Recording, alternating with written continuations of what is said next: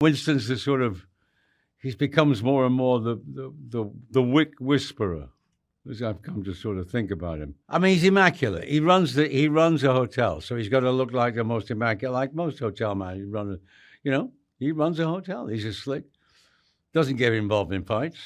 He's a lover, not a fighter. He's there taking care of stuff. I think the addition of Anna, who's marvelous, I think, as the addition to this, I think also brings in another audience. The first time we met, the library scene in the movie, in this extraordinary location about 25 miles outside of Prague. She was great. And she'd come from, I think, about 3 weeks of kicking God knows how many men's ass. It brings in a woman. But in a natural way, she was introduced as a young ballerina, as a girl. And then we get her full story, which seemed like a natural progression. You can see it again. They'll go back and see it 2 or 3 times and say, yeah, let's go. Bring on number 5, or bring on Ballerina 2. This one will be great. Winston and Sharon were like the 2 rocks or whatever. They go back with John way back. I think the 2 characters that they really needed were those 2 characters. Because it's the same, not the same storyline, but there's a similarity, I think, in how Winston met John in the first place. In a different, because he and both Wick and Eva Macaro, I'll call them now John and Eva. John and Eva, I think there was some similarities of how he met them. He perhaps rescued them from some family dynamic, from this family, the Ruska Roma, or is he part of Ruska Roma? And now in this one, when you start off with Winston and Eve meet when she's an 8-9-year-old kid, And he's been, I think, for the last 20 years or whatever, waiting for her to turn up. He knows she'll turn up at one point. And then he's determined that he'll help her. She knows he will, within the rules and the consequences of the high table and all its machinations, and of the franchise itself.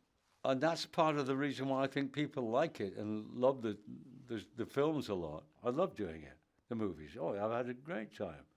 Long may they continue, He gives her the information, but then it's like the classic. He says, I would, of course, advise you not to, I'd advise you to. But it gives her the information of where somebody's staying in another hotel, where she wants to know, does he know anything about this cult? But then she, of course, has what every character has to have in a film like this, which is free will. And he knows that she'll completely disobey him, or what his advice. But when she comes back again, she's safe harbor. I always call Winston the Wick Whisperer. He's the keeper of secrets. He knows whatever goes on. But within the world, nobody knows where he fits. I mean, it's interesting, and I keep it that way. You know a little about him, you know something about him, but there's no need to know everything, I think she was relieved to sit down and have a chat for a while. She'd been kicking ass in Prague for about 3 weeks when we finally did the scene together, the scene, and the long scene in the middle when she comes to see him. No, I think, Anna was a great choice for this. Apart from having worked with Keanu before, she did that turn in that Bond movie as Paloma, which was, caused an impression. Because people can say, when she come back in the movie, she never did. Well, now she's got a whole movie to herself, Ballerina, and she handles herself beautifully, I think. The action sequences are always great to watch. But Keanu pushes himself, which is, we've got to. He wants it to be right, wants it to be as perfect as you can be, And she's the same way. She learned from, she carried on the tradition. That's one more. And she looks at ease doing it. This is like fully fledged story within a larger story. So I think it fits in perfectly. And the fact that next time they'll want to see them together. Films of this largeness have to be, and quality, because care is taken by, everybody forgets afterwards the care that goes into making a movie when you finished it. The color grading, the sound, the setting of it, the editing, as I said, the grading, the thing, and the preparing it for the cinema. So, it's really good. You should watch it. We met each other and we hit it off, and I knew it was going to go down how it went down, but she's so dedicated to her performance, to memorizing the choreography, with a ferocity. There's you know, you can memorize it and go through the motions, and then you can really like fight through it. And she had a very determined attitude through all of it, and you know, from point A to point B, there's all these things happening, but she's coming at you. So she's I really loved watching her work. I liked hanging out with her offset. But yet she, you know, it's one of those things where you're like, okay, you got to bring it. She's bringing it. Everybody's bringing it. You got to bring it. You're sort of stepping into an Olympic level of fight coordination. So you want to be the best you can. It was very impressive to watch her work. She's a badass. Their stories sort of parallel each other in a way. She's fighting everyone for a revenge, and Daniel's fighting everyone to protect the innocence of his little girl. So they're kind of on the same playing field when they meet. He's hiding in the hotel where you're not allowed to fight, but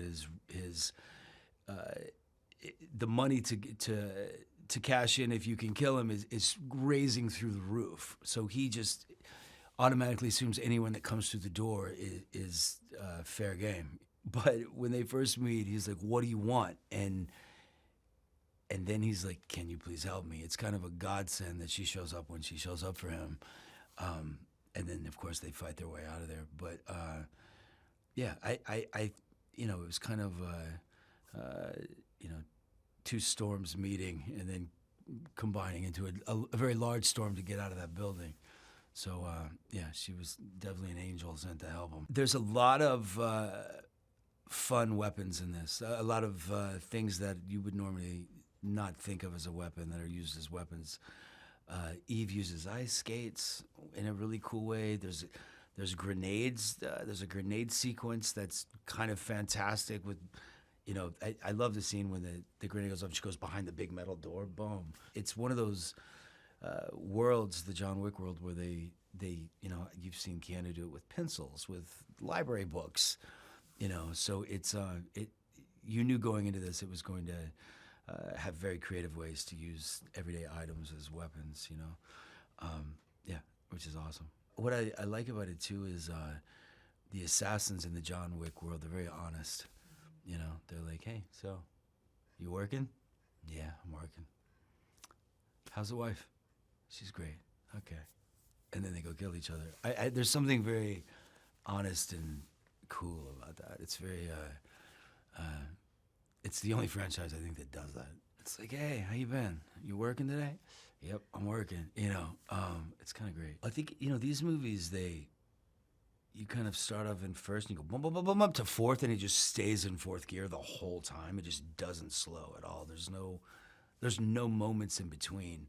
It's just bang, bang, bang, bang, bang, bang, bang, that it's such a exhilarating ride. You know, it's like a roller coaster, just nonstop. Anna and I, when we first got a chance to really dive into it, there was a lot to explore with the Ruska Roma in terms of, we see it in chapter 3.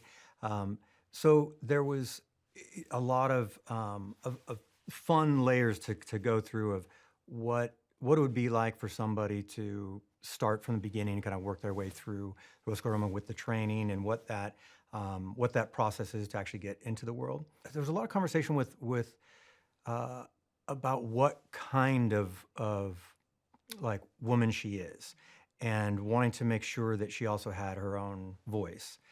There was, you know, with it being John Wick, wanting to really create a character that you know, stands on her own, isn't any, you know, not wanting to like replicate what John Wick does.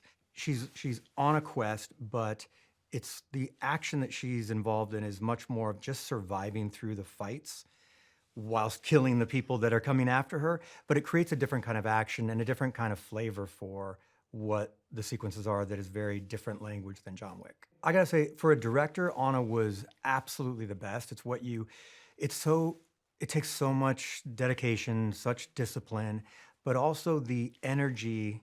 I don't think a lot of people realize how much training, how much hard work it really is to, when you see actors talking about doing their own, fighting and stunts and such, especially for this kind of movie. This kind of movie they're much longer takes, and the choreography is so specific, and she was wonderful with it. When, she would just, when we'd start to work out stuff, she's like, is this going to be me? Is this going to be me? I hope this is me. And when you see that somebody is becoming just one of the stunt team, and your actress feels like one of the stunt team, for a movie like this is incredible. One, it's fun. It's fun to kind of have her see how she has to be clever to find something, make it into a weapon. It is a bit more scrappy trying to survive through these opponents. There's a weapons montage in the movie. And I wanted to do that specifically so that we're going to team up. All right, she's got the artillery, she's got the support, and it just gets wiped out and she doesn't get to use any of it. And then we're suddenly kind of in the mountains going, what is she gonna do now? You go, okay, she's gonna use ice skates. Then what would that be like if she goes into a shed on the lakefront? They're fighting on the ice. That's difficult because they're slipping around, and it becomes this whole sequence that then is different. It's fun. I had a lot of fun with that. It's very brutal. It's very realistic, but it has a fun wit kind of subtext to it. And so you're watching it, it's really kind of violent even. And you are also smiling at the same time because it has a cleverness that you're smiling through the pain. Oh, what they should look forward to, it expands in so many ways. And the world is so layered in terms of its mythology. And we get the chance to go in such a different perspective that we haven't seen before, because John's story that we've been following is a character that has essentially already been in and is looking to get out. So if you take it from a perspective of a character that is looking to get in, there's so much about that world that hasn't been explored, that we've had such a fun time building out what it would be like for that journey. So there's so much that is going to be new, and the thing that was important to me was to have the tone that is really so signature to the series, but it's such a whole new adventure that she goes on. One of the main ones is, the Ruska Roma is introduced to the director in Parabellum. And so it really gave us a chance to explore the Ruska Roma more in terms of how it operates. In John Wick, his dealings with the director, their relationship. So we're given a bit of an introduction, but in this film, we get to really explore the layers of what if somebody was coming in from the beginning. How does the training work? How does the ballet really tie into then combat and being an assassin? And so a lot of that was a fun, both on research and just developing what's the living quarters like? How's the lifestyle? And it's kind of strange form of like a boot camp barracks for the Wick world. That, also the Hallstatt, and with Gabriel Byrne's character and that tribe, a very new type of tribe. We've seen a lot of variations of assassin tribes in this series. This one specifically, and I really wanted to just make it stand out in an odd way, that it's much more like a cult than it is a tribe. So a lot of things that were nice to just expand on. He grew up, his father was the head of this, this tribe. You would imagine he would grow up in a certain way. He would grow up with wealth around him, with protection, with secrecy, with murder, with the loss of friends, not being able to connect too closely with anyone outside of that group. And whatever he's willing to fight for now, he's kind of got the same thing as Eve has in a way. They're going up against everybody, her for one reason, him for another reason. I really took it from it's a protective father situation. We've seen assassins within the world that, what changes somebody's dynamic and the morality that they're, dealing with. So in the back of my mind, I was, figuring out what time did he decide and have that change and not want that for his child. So I saw him really as a protective father, a badass, kick-ass assassin, but the person is a protective father. Prague Continental, and man, I went through so many iterations. I must have scoured, I do not know how many buildings looking for something that was a different kind of Continental than we've seen before. In fact, the Continental, kind of a mix of an old world and kind of modern design. I based it off of, I was scouting for another scene on the riverfront and came across this large glass window door. And it was just a beautiful design, cobblestone wall. And I was like, that is the entrance to the Continental, which I have no idea what it looks like yet, but I found the door. And then everything just built off of that. I hope they'll take away that there's they have a familiar world. That I think is the most important, is that I love the world. I think the world that Chad and Shay and everybody created is so layered, so interesting, so strange in a cool way. So I would hope that they have a feeling like they're in the same world. But the experience is a completely new one. Very different kind of character. Eve is almost the opposite of John in terms of their path and their stories. So it's a very different experience, but in a world that we love. Well, I think it's always quite humbling, and it's quite impressive when the audience, or when you do something, the audience wants more of something, especially when you put so much work and love into a property. So when the studio came back and asked us to expand out with an ancillary project, we really put our heads together, and Lionsgate and Basil Iwanyk had this script called Ballerina. And because we had some kind of thread with the Ruska Roma in John Wick 3 and 4 with ballerinas and the directors placed in the orphanage, we thought that was a very good tie-in, so we started for that. So the first thing was, okay, what character, what POV are we taking this from? And through Shay Hatton's script, it was a ballerina who had lost her family, and that was the idea that started it. So then we went on the search, and we found Ana de Armas, and I was a big fan of hers way back from even before Bond. When we had the talk about what was going to be required to be, literally the lead of a John Wick style film with the action and the mythology, that was a big concern. Or do you have somebody that has the inspiration, the aspiration to do something like that? And you could just see Anna's eyes light up. She's like, yes. And everybody says yes until you get to the training facilities and stuff.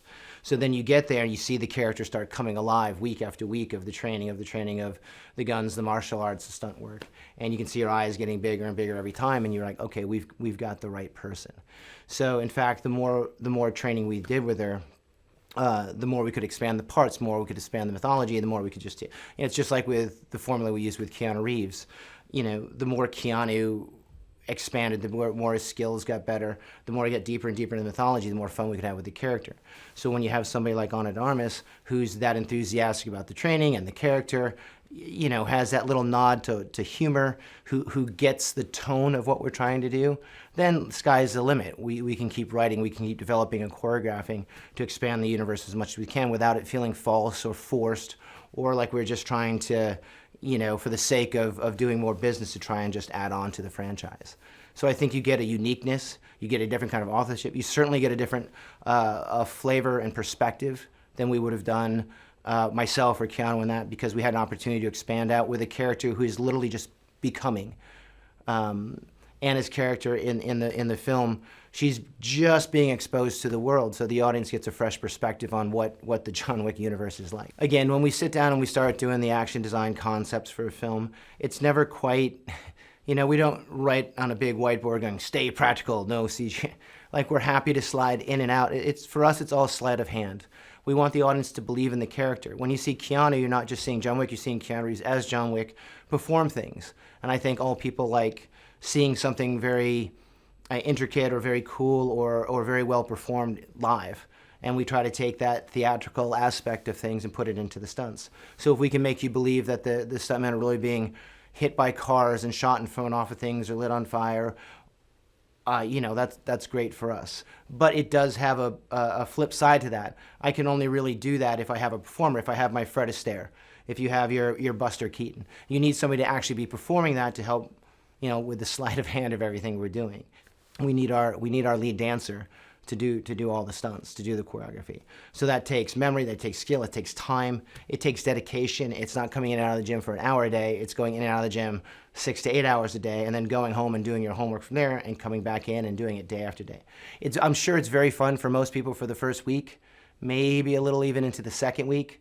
By the 16th week, it's probably not as enjoyable to keep it up and keep that level of intensity going. So you need somebody with that kind of intensity and that kind of dedication. You know, I was talking to Keanu about this, about how we saw the world expanding, whether it was through our TV show or anime or other features. And I think he put it best when, like, if you're looking at the world like this, if you're watching John Wick do something, if you just pan the camera over a little bit, what's the parallel stories happening at all these continuous timelines? And I think, you know, if you're watching John Wick 3, as that's going on, you just pan the camera a little bit over and you get to watch someone else doing it. Because you're not trying to spin off the John Wick character. You're not trying to just have a different universe or a different storyline. These are all continuous stories in this wacky, crazy, wonderful world of, you know, Shambara films, wuxia films, modern day westerns, you know, fantasy films all rolled into the John Wick universe. And again, you're just pulling the camera back to what we're already doing, and you get to see different aspects that we didn't get to, or that John Wick, at least in the films, didn't get to explore. So, you know, for us, it's nothing but opportunity and fun to try other things and to try characters doing the same, you know, mold of action, but not having the John Wick storyline or having to complete or get out or all these. So it gives us different character arcs. It's always funny when you talk about your work. You never, why people like it. Keanu and I just try to make a movie with things that we like in it.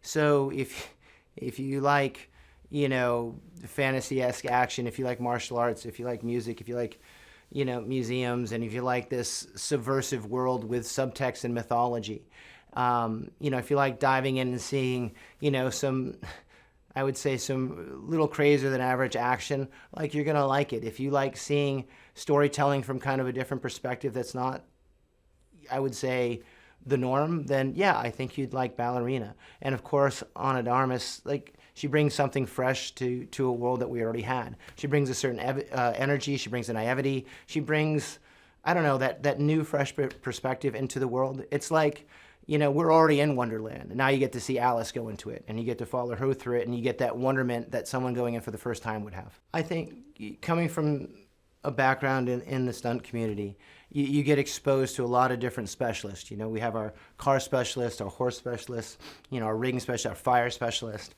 and there's so many different aspects that we just haven't had time to do in a John Wick film because we have so many other things to do.